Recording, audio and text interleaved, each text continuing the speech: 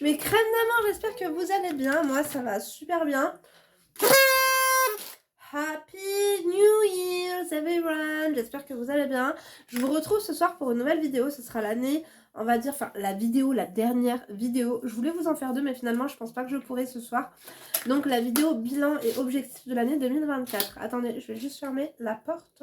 J'arrive tout de suite. Wow, 50 si tu peux fermer la porte. I'll be, thank you very much. Bref, mes crèmes d'amour d'ailleurs, je ne pense pas que je pourrais vous mettre le lien de la robe parce que je l'ai acheté il y a environ 2 years chez Shein. On adore ou pas? Bien sûr que oui. Mais waouh, waouh, waouh. Vous voyez, très inspiration balme, hein, mes crèmes d'amour. C'est sûr qu'il faudrait que je perde mon coach avant l'année 2025. Et d'ailleurs, c'est dans mes objectifs. Oui, je me suis dit qu'il fallait que je fasse quand même un peu plus de sport, que je mange un peu mieux, mais vous savez quoi? Ça fait au moins 2 semaines que je mange vraiment largement mieux. Bref, j'espère que vous allez bien. Welcome du coup sur ma chaîne, mes crèmes d'amour. Je vous retrouve pour cette vidéo bilan, d'accord? On est vraiment le 31 décembre 2023. On va faire un point, donc bilan et objectif pour mon année 2024. J'ai pris des notes, mais en les prenant, finalement, je suis assez cérébrale et je pense que j'aurais pas besoin de les lire. Bien que si je me tourne vers là, c'est vraiment pour voir si je n'oublie rien. On va revenir un petit peu sur mon année 2023. Donc cette année, pour moi, je sais qu'il y en a beaucoup tous les ans. Voilà, l'année c'est de la merde, vivement l'année prochaine, ceci, cela. Je peux les comprendre, parfois c'est vrai, parfois c'est amplifié. Je suis quelqu'un de très positive, vraiment. Bien sûr qu'il m'arrive des choses incroyables et cette année, je pense que je vous ai épargné des faits, voire même des faits divers, vraiment dans ma vie et on va revenir là-dessus, bien que je ne rentrerai pas dans les détails. Pour revenir sur l'année janvier, on va dire 2023, j'ai commencé l'année un petit peu, en tout cas de bonne humeur, enjouée, etc. C'est début 2020, fin janvier, pardon, que je me suis rendu compte que j'ai vraiment été victime d'une supercherie, d'une amitié en carton, enfin grosse déception en tout cas.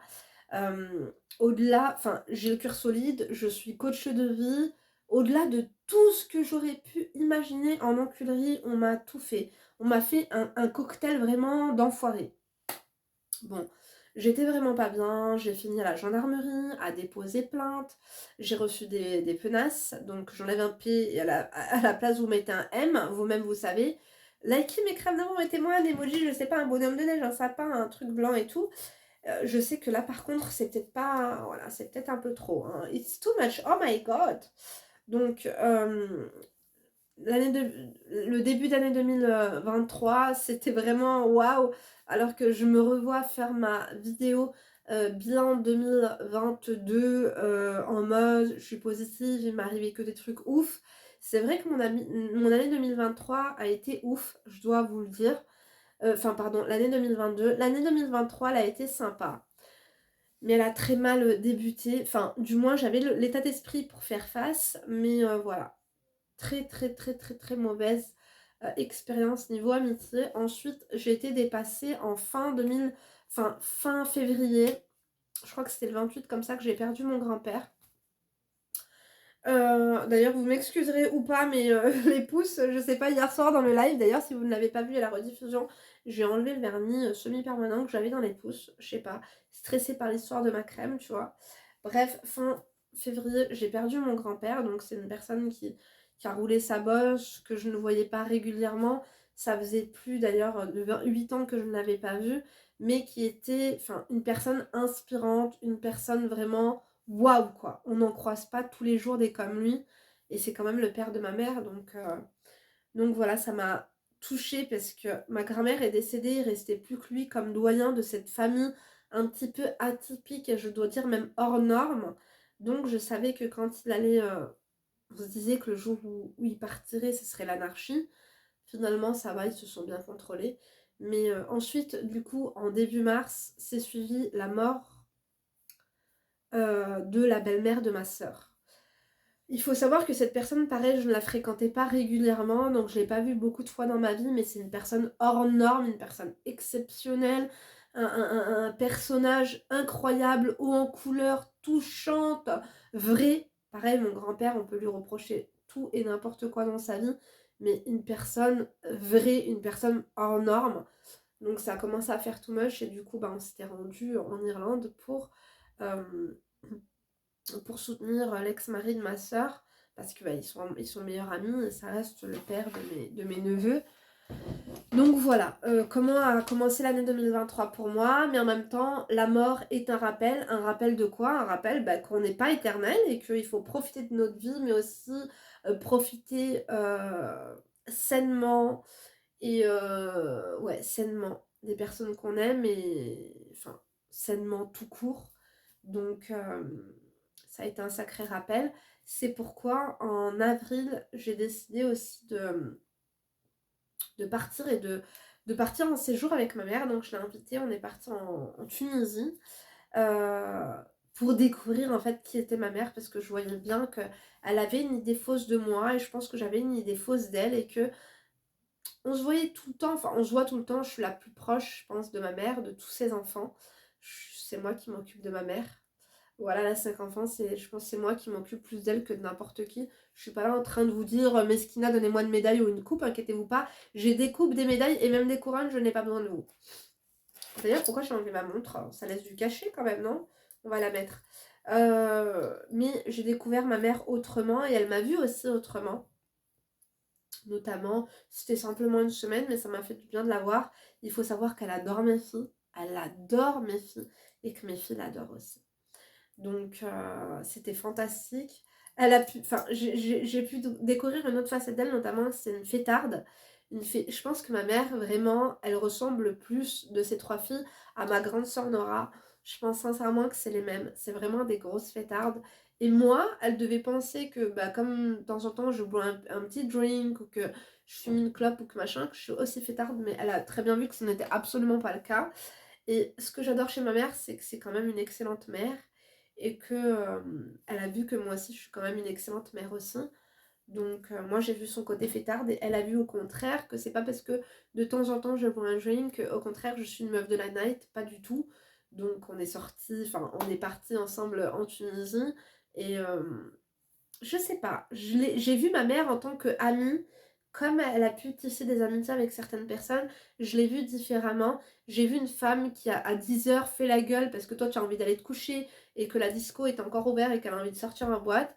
J'ai vu ma mère tisser des amitiés, je sais pas, vouloir faire du cheval ou tu sais la banane là sur le... Tu vois les sports nautiques et tout, c'est pas mon trip. Moi je suis peureuse et elle est vraiment YOLO, tu vois le truc.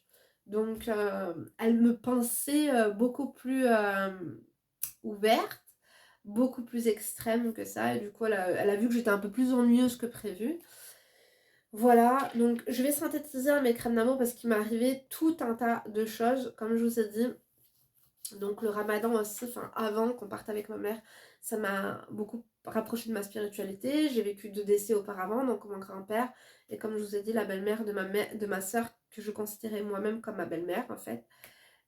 C'est une personne waouh, waouh, waouh. Et franchement, que Dieu les bénisse. Je vais pas chialer mes crèmes d'amour parce que je sais que c'est des bonnes personnes et qui doivent être dans un bon endroit. Et c'est tout ce que je leur souhaite. Bref, du coup, comme je vous ai dit, cette voyage-là m'a fait beaucoup de bien. Et je pense que, ouais, j'ai découvert ma mère sur un autre aspect, elle aussi. Je pense qu'elle a dû voir que j'étais loyale, que j'étais responsable. Et je pense qu'elle avait une image faussée de moi, en fait, parce que comme j'étais petite et il pensait que j'étais en rébellion, alors que je ne l'étais absolument pas du tout. C'est juste que comme j'ai grandi dans Enfin, ma mère, sa famille, euh, waouh! Vous verrez, hein, je vous écris un livre, je pourrais pas tout vous dire, mais vous allez comprendre qui je suis réellement. Je pourrais pas vous raconter un peu trop l'aspect de mon papa parce que je ne connais pas, mon papa est orphelin depuis qu'il est petit, donc sa famille on les a pas trop connus, lui-même ne les a pas trop connus, tu vois. Je pourrais pas trop vous raconter bien que je vous raconterai un peu, vous allez comprendre que je suis pas en rébellion, je suis juste une personne qui apprend avec le tas parce que ma famille a appris aussi, je pense, avec le tas. Mais ma mère, elle a compris que j'étais objective, droite dans mon slip et tout, et elle s'attendait pas à ça, parce qu'elle pensait que j'étais en rébellion, que j'étais... Je sais pas ce qu'elle croyait de moi en fait. Mais voilà, faut faire attention à tout ce qu'on... Enfin, il y a tout le temps des personnes de la famille qui viennent raconter des trucs. Et franchement, elle a compris que je suis encore plus sérieuse qu'elle, je pense. Bref, en tout cas, ça m'a fait plaisir de passer ce séjour avec ma maman. Elle adore mes filles l'adorent et moi je l'adore aussi. Donc ensuite, en mois de mai, rien de spécial, repos on va dire psychologique. Juin aussi, je dois dire que rien de spécial. Je pense que j'ai un peu subi le mois de juin parce que j'avais hâte qu'il se termine. Vous savez qu'en mai et en juin, il n'y a pas de vacances, donc bon, avec les enfants, école-maison, les allers-retours école-maison aussi, c'est un peu compliqué.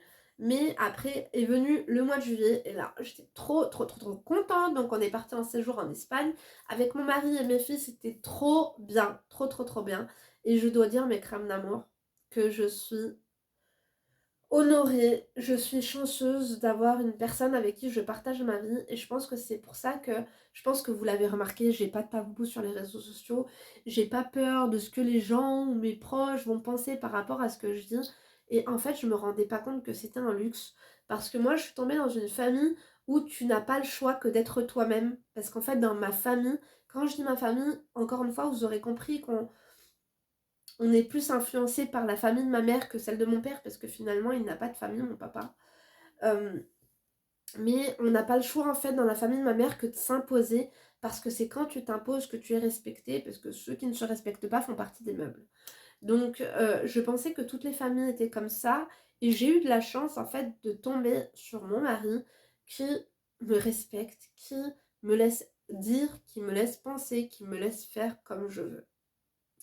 Et je pense sincèrement que c'est un luxe. C'est un luxe parce que je vais pas dire que c'est moi en homme, pas du tout, du tout, du tout, du tout, du tout. Il est beaucoup plus cérébral, beaucoup plus intelligent, beaucoup plus... Mais vous avez vu ma tolérance, c'est fois 100, tu vois. Donc grâce à lui, je peux être qui je suis, vous faire les vidéos que je fais, tout ça en fait. Donc franchement, et je m'en suis rendu compte pendant les vacances, je pense que ça peut m'émouvoir parce que en fait, on élève nos filles, donc j'ai deux filles, une de 12 ans et une de 7 ans, qui a eu 7 ans il n'y a pas longtemps, qui grandissent avec un respect de l'être humain incroyable.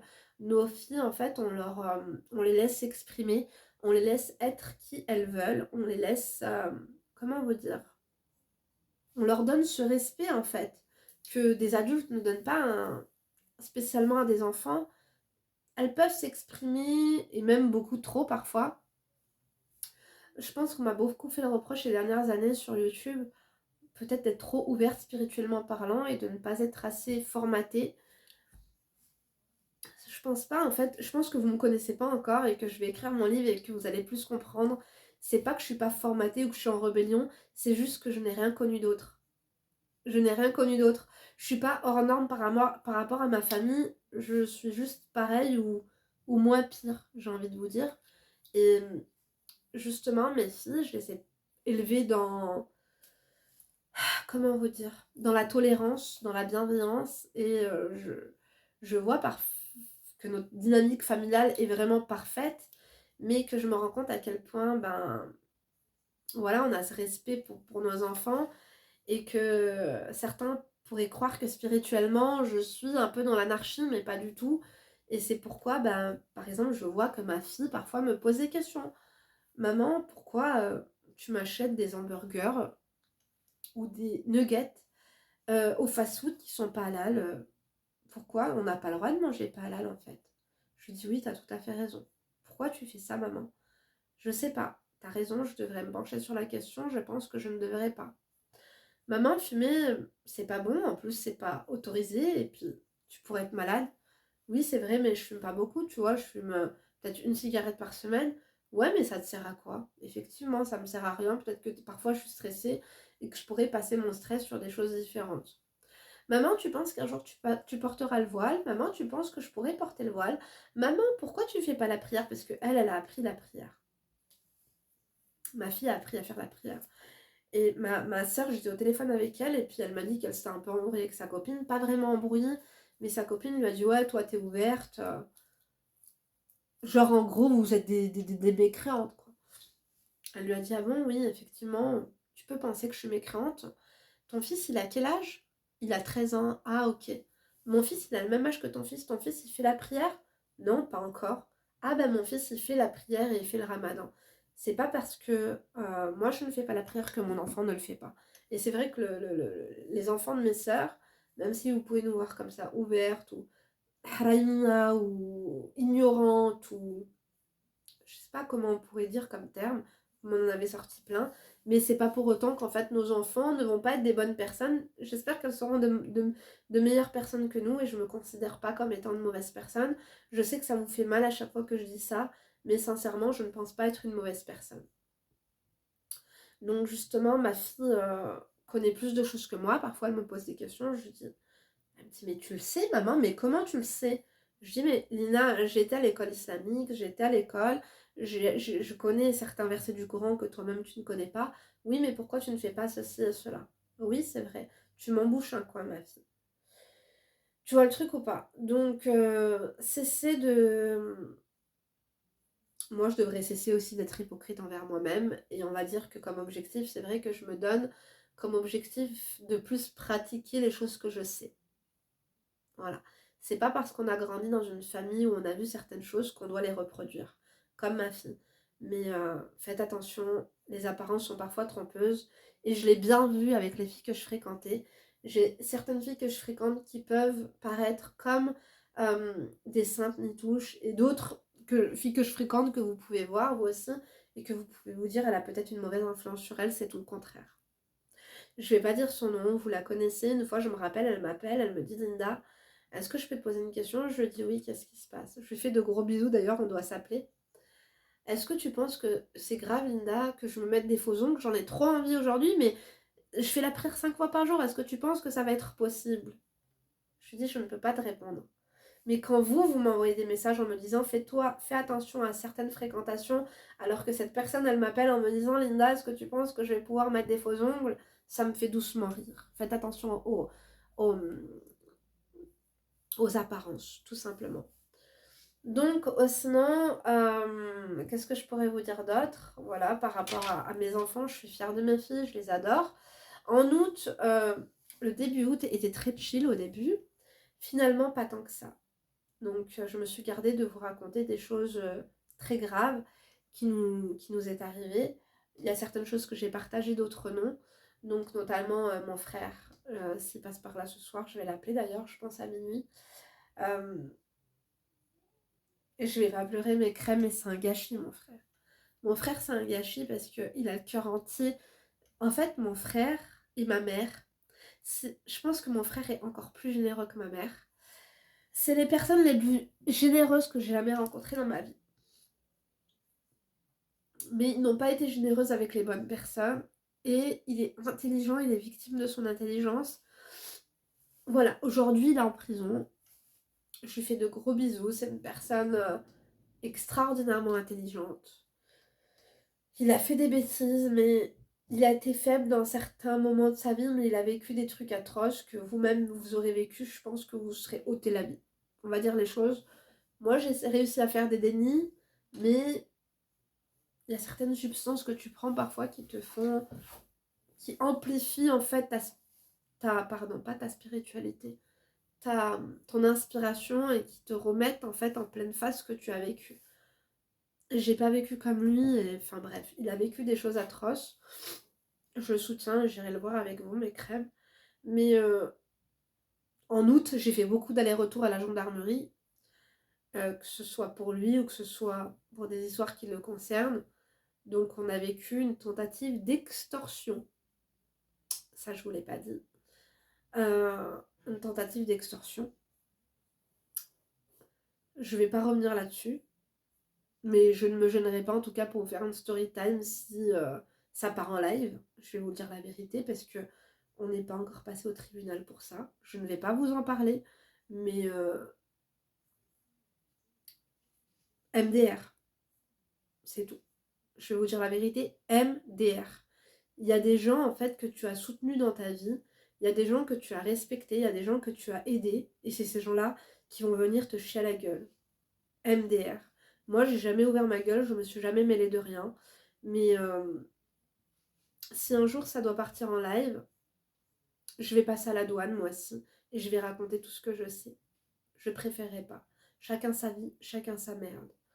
Donc aussi, j'ai vécu aussi une tentative de cambriolage. On est venu sur mon palier. Vous savez que quand je pars à droite, à gauche, en diagonale, je vous le dis une semaine après. Donc sur mes stories, j'étais en vacances, mais en réalité, j'étais chez moi. On a tenté de me cambrioler alors que j'étais chez moi. Assez ballot. Donc voilà, je sais que je ne suis pas en sécurité, que je dois faire attention et qu'il y a certaines choses dans mon mode de vie. Ma fille, elle est en train de... que je pense que j'ai pas le mode de vie pour et qu'il faudrait que je change mon mode de vie. D'ailleurs, ça va être un des sujets après. Donc septembre, ça a été un peu l'anarchie parce que justement, la rentrée, je me mets beaucoup la pression sur la rentrée de mes filles. Est-ce que ça va se passer bien au niveau des copines, au niveau des professeurs? Parce que je suis une maman qui est super investie.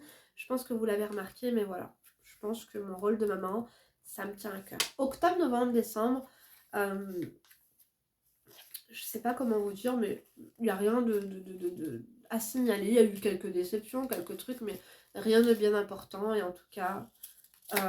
j'ai bien travaillé. Je me suis fait plaisir dans mes vidéos. Il faut savoir que j'ai bien remarqué que depuis 2 ans, mes vues ont diminué de 50%. Et là, on va arriver on va dire au bilan pro. Mais j'ai pas spécialement envie d'investir dans la malice et dans la stratégie. Peut-être que j'avais les dents qui rayaient le plancher et que justement j'investissais plus là-dedans et que j'étais peut-être plus inspirée. On dit souvent que les rappeurs sont beaucoup plus inspirés quand ils sont dans la merde et dans le ghetto que après quand ils réussissent et qu'ils ont de l'argent. Je pense que pour les youtubeurs c'est pareil. Et je pense qu'à un moment, donc il y a 2 ans, j'étais beaucoup plus inspirée parce que je vais pas dire qu'aujourd'hui je suis pas dans le ghetto, je l'ai jamais été, mais il y a des choses super intéressantes, super pertinentes que je vous ai sorties, mais je vous les ai déjà sorties, on va pas en parler en long, large, en travers. Mais on va dire que dans les bilans, enfin dans les objectifs, je dois terminer ce guide du budget, donc je me donne début 2024 pour le sortir. J'aurais bien aimé vous le sortir avant Noël. Voilà, je sais que économiquement parlant, ça aurait été un superbe cadeau que vous auriez pu vous offrir ou offrir aux autres, mais je veux, non pas que je sois une perfectionniste, mais quand je vends quelque chose, je veux que la chose me représente. Je veux que la chose soit bénéfique pour vous. Je veux que vous en ayez plus que pour votre argent. C'est pourquoi je tarde à vous faire ce bilan. Enfin, ce guide du budget qui est fait. Là, c'est le prototype que je suis en train de peaufiner. Et quand je le relis à chaque fois, j'ajoute certaines choses. Donc oui, je pense que pour janvier, il sortira. Mais je ne me mets pas la pression, c'est hors de question. Donc j'y travaille chaque jour un peu. Voilà, je suis pas à fond dedans, je pense que je pourrais finir ça en 2 jours, mais c'est hors de question. J'ai tellement d'autres choses à faire. En dehors de ça, je dois être une épouse, je dois être une maman, je dois... Bref, une créatrice de contenu, je fais mes coachings, donc c'est hors de question.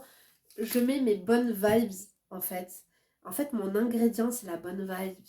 C'est les énergies positives. C'est... Waouh, c'est des paillettes que je mets dedans. Si je dois mettre autre chose, ça va pas être bon. Vous voyez ce que je veux dire? La recette ne va pas être bonne. Donc,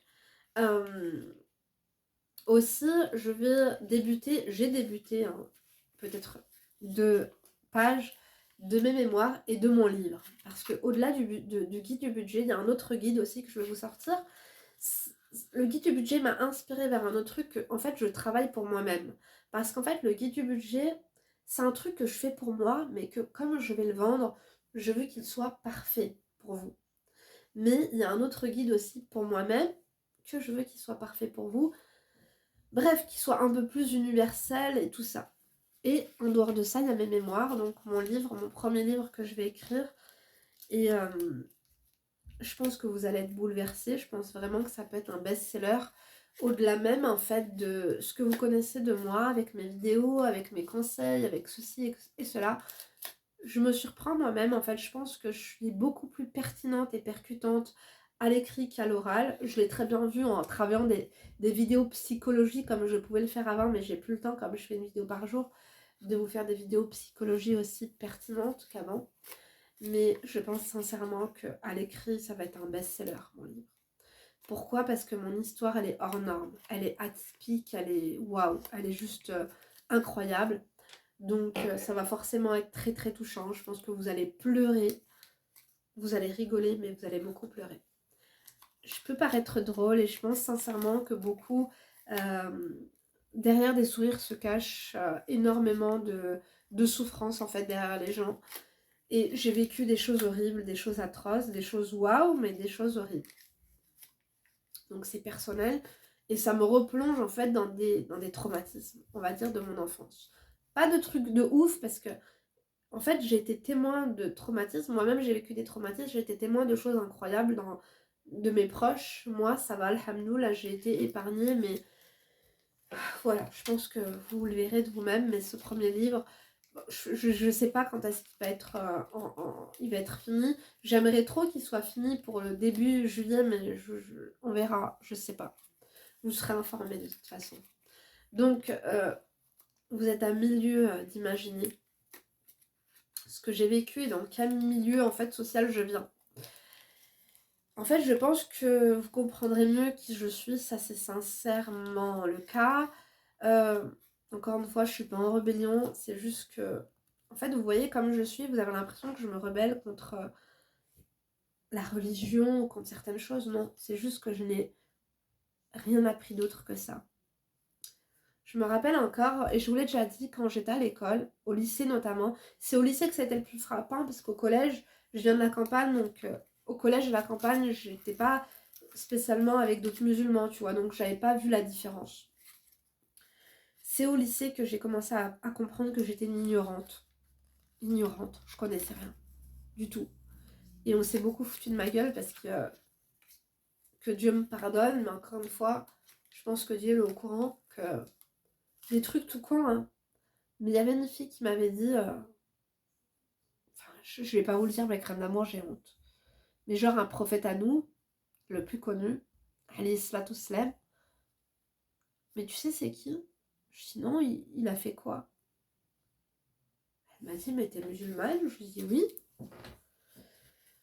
Enfin bref, des humiliations comme ça, juste parce que bah mes parents ne savaient pas, moi-même je savais pas, et enfin personne ne savait, enfin bref. Je pense que vous comprendrez. Enfin personne ne savait dans ma famille, enfin si dans ma famille, et encore, hein, je vois à l'heure d'aujourd'hui, certaines, même cousines, parfois je leur parle de sujets parce que je me suis intéressée, je me suis informée, et quand je leur en parle, elles me disent ah bon c'est vrai, mais t'es sûre? Je me dis pardon? T'es pas au courant? Ok, je comprends mieux pourquoi je suis une ignorante à ce point-là. Bref, donc en gros, j'ai pas grandi dans une famille maghrébine standard, ni musulmane standard non plus. Donc c'est sûr que ma famille, elle est anormale, atypique, loufoque, hors norme, mais tellement vraie. Et c'est ça en fait qui fait ma force, c'est que j'ai grandi qu'avec des personnes vraies, enfin des personnes vraies qui savent être loufoques, qui savent être menteurs, qui savent être tordus, qui savent être ambitieux, qui savent être manipulateurs, enfin, voilà, j'ai grandi avec des gens intelligents, peut-être machiavéliques, mais vrais et foncièrement bons. Pour rien au monde, hein, j'aurais voulu grandir dans une autre famille, je vous dis la vérité, ça c'est clair et net. Donc, dans ma famille, soit tu t'imposes, soit tu disposes. Donc, je vais certainement commencer mes histoires, et notamment mon livre, par mon expédition au bled. Donc, pour celles et ceux qui ne me suivent pas, j'ai été envoyée en Algérie, j'avais 15-16 ans, et j'y suis restée 9 mois, parce qu'on considérait que j'étais une chouin. Voilà, mon frère, il a dit, il faut qu'on se débarrasse de cette chouin. Donc, on va se débarrasser de cette chouin et on va l'envoyer au bled. Et c'est là, en fait, où j'ai pas compris comment ça se fait qu'on me qualifiait comme telle alors que j'ai officiellement débarqué chez les Tchouins. Mais les vrais Tchouins qui étaient déclarés, qui étaient vénérés, qui étaient... Vous le comprendrez, mes crèmes d'amour, mais on m'a envoyé chez des Tchouins professionnels et certifiés. Mais quand je vous dis ça, c'est pas pour moquer des personnes parce que je les adore, je les aime et je les respecte, mais c'est la vérité. Comment tu peux me dire que moi-même je suis une Tchouin alors que tu m'envoies dans une famille où certaines, c'est leur métier, tu vois. Bon. Enfin.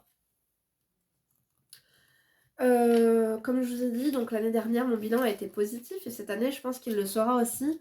je sais que je suis une personne de nature positive. Je suis pas en train d'arrondir les angles, on va voir que le positif. Non, il s'est passé des trucs loufoques, il s'est passé des trucs ouf, il s'est passé des trucs révoltants. J'ai même pensé cette année à éliminer des personnes, à tuer des personnes de mes propres mains. Je vous dis la vérité, ça m'a traversé l'esprit en me disant, mais attends, cette personne-là, elle te manque de respect, elle mérite de se faire buter. Et après, je me suis dit, mais j'ai pas le temps pour ça. Donc, je m'aime. Je suis encore une star pour moi-même, je suis fière de moi. Je remercie les personnes qui m'aiment et qui voient ma vie en XXL.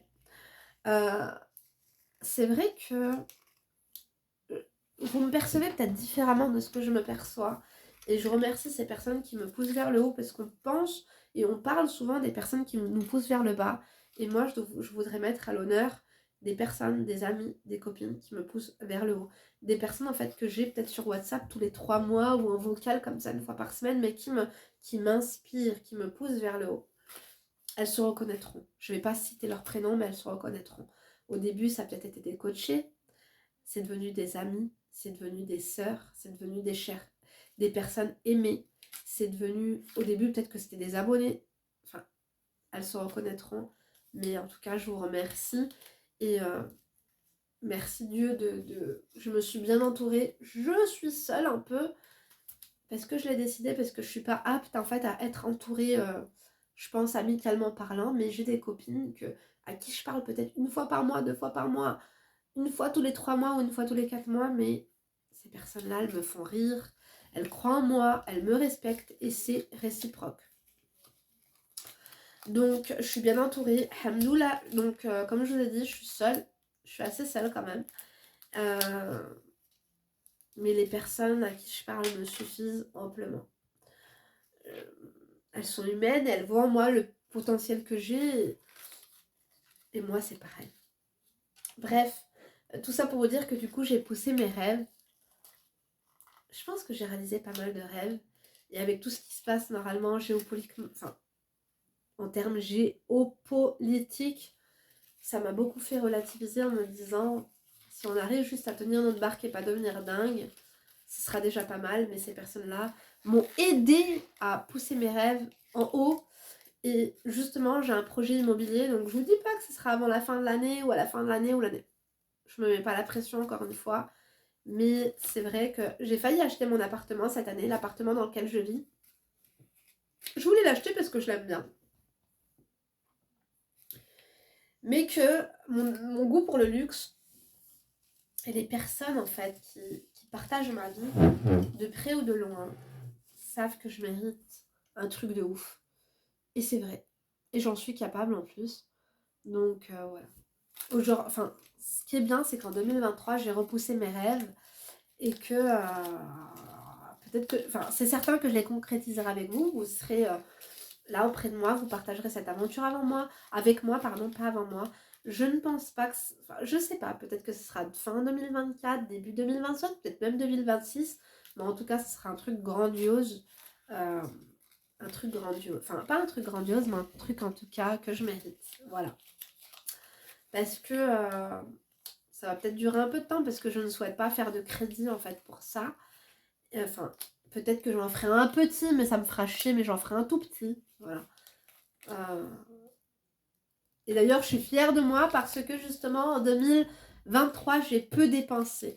J'ai dépensé quand même. Plus que ce que je ne devrais, mais moins que ce que je faisais d'habitude.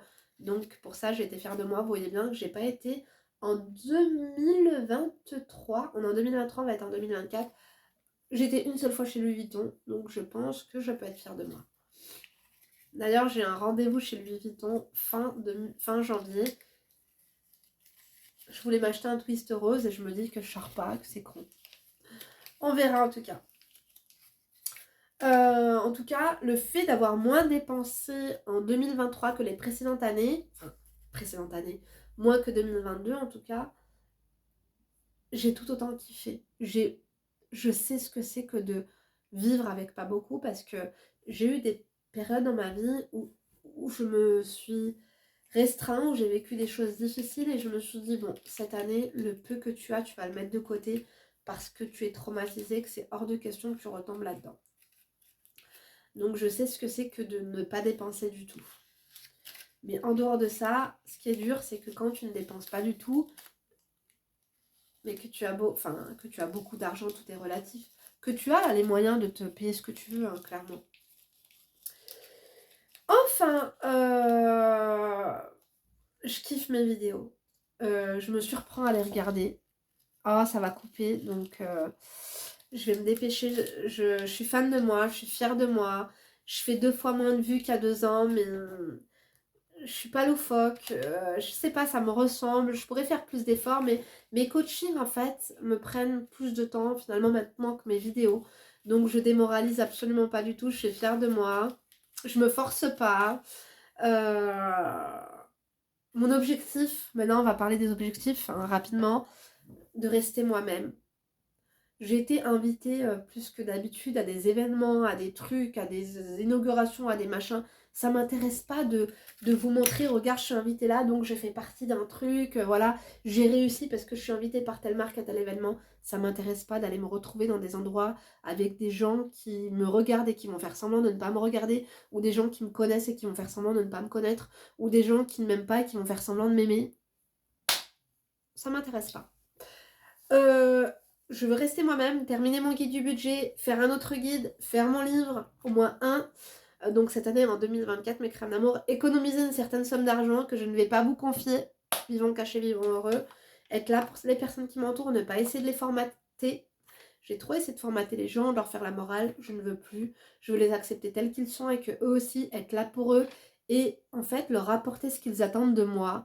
Être plus spontanée dans mes vidéos, moins me censurer parce que j'ai été moins spontanée, je me suis plus censurée parce que j'ai peur du qu'en dira-t-on, j'ai peur des insultes, j'ai peur de tout ça, j'ai pas peur de vous en fait, donc je pense que je vais redevenir comme avant et je veux perdre mon ventre parce que j'ai un peu de ventre et que je veux le perdre, donc voilà l'un de mes objectifs, vivre, m'écouter, continuer à ne pas faire ce qu'on attend de moi. Je vous souhaite en tout cas de vivre vos rêves et je vous souhaite la même chose. Je vous souhaite en fait d'acquérir ce que vous avez envie d'acquérir. Mes crèmes d'amour, je souhaite la paix dans le monde. J'ai une pensée tout particulière envers la Palestine. Je suis dégoûtée des dirigeants de ce monde. Voilà, c'est des merdes. Mais bref, je pense que les peuples devraient plus s'affirmer. Je pense qu'on... Comment vous dire? On affilie beaucoup les peuples aux dirigeants alors que c'est faux. Et voilà, je suis dégoûtée de ne pas avoir pu aller à Jérusalem. Je pense que j'aurais dû y aller quand ma mère m'a dit de venir. Je suis dégoûtée de ne pas avoir été en Algérie, de ne pas avoir été en Égypte. Mais je pense que... Enfin, je sais pas si j'irai cette année. Je vais pas me forcer. Mais en tout cas, j'espérerais y aller. Voilà, soit en Égypte, soit en Algérie, soit les deux, on verra. En tout cas, moi, je vous embrasse. Je vous souhaite une excellente année 2024. Je vous aime. Je vous remercie d'avoir été là. Je te remercie d'avoir liké, même ne serait-ce qu'une fois. Je te remercie d'avoir commenté, ne serait-ce qu'une fois sur ma chaîne. Je t'aime, je te respecte. Et je te souhaite le meilleur pour cette nouvelle année 2024. À l'année prochaine. Et d'ici là, ne vous laissez pas faire et rejoignez-moi sur Instagram. Gros bisous.